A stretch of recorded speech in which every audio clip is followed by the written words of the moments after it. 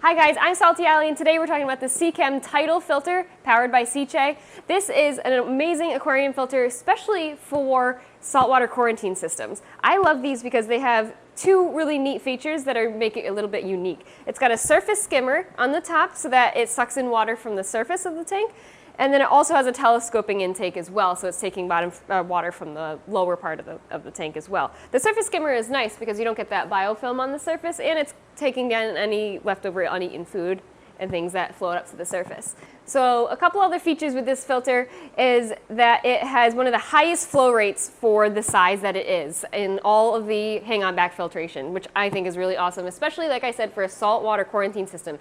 In a quarantine tank, you're not going to be running a sump typically, and you're not going to have this crazy big filtration system, but you do want some type of filtration to help pull out any organics or anything, and this would be the one I would choose.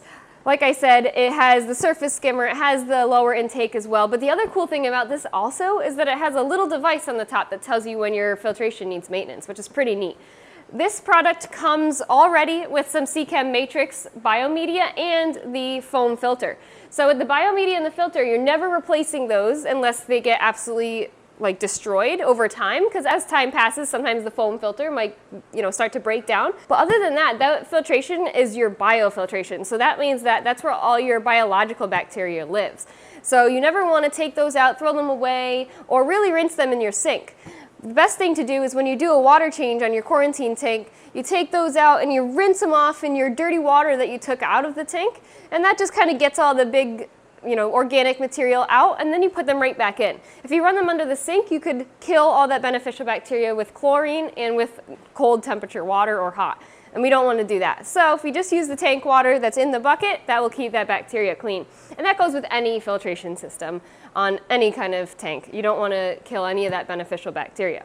The other cool thing about this is it's a self-priming filter, which means that when you first set it up, it will, or when you unplug it and turn it off, either one, it will start up automatically. You don't have to pour water into the filter to get it started. It also has a self-cleaning impeller, which is a really neat feature, and it helps keep it running long term, so you don't have to keep taking it apart, making sure that impeller is clean. Not a bad idea. Every 6 months or so, I would recommend taking the whole filter off and getting that impeller apart and cleaning it. But it's a really neat feature to keep it running long term. Like I said, it comes with that beneficial bacteria media already, which is a super neat feature, and it's got a filter basket. So long away are the days of those carbon pads. This is actually got like a basket so that you would lay the sponge, the biomedia, and then whatever carbon you want to put on top if you decide to run carbon after you medicate your fish, for example, in a quarantine system. So this could easily hold Fritz Max out as well, which is perfect for removing any kind of, say you've treated with copper or any other type of medications in your quarantine system and you want to remove that, that would be the product we would recommend, and it fits perfectly right in here.